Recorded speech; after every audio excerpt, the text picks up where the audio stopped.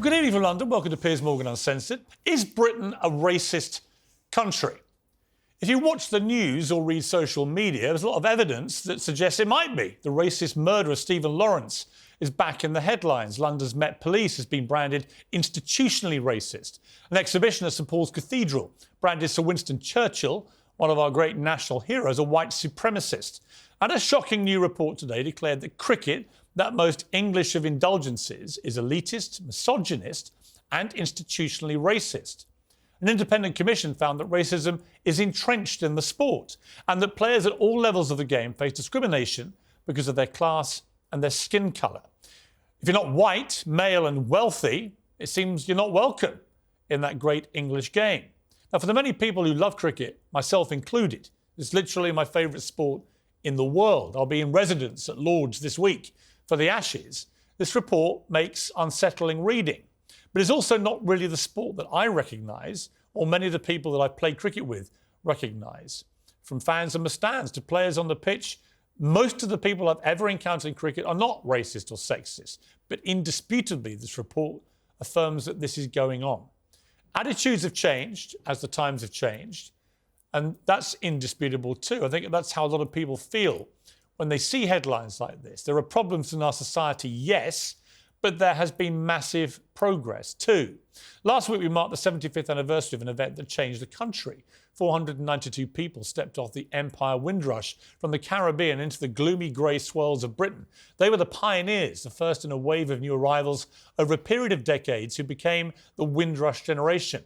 Britain invited people from across the former empire to fill labour shortages and rebuild our battered economy after the war. And they did just that. They became factory workers, cleaners, nurses and the brand new NHS. They changed the face of this country and they changed it for the better.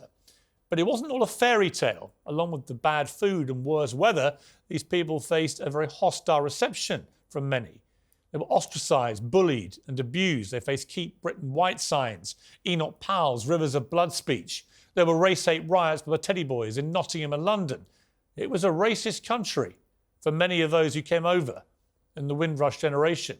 But three-quarters of a century later, and Britain, well, frankly, is unrecognisable to those times. I don't think most people in this country now care about skin colour. They care about equality and tolerance. 1 in 6 Britons has a parent born abroad now. There are more black and ethnic minority people in top government jobs here than in the whole of the European Union put together. We've opened our doors to massive numbers of Ukrainian refugees.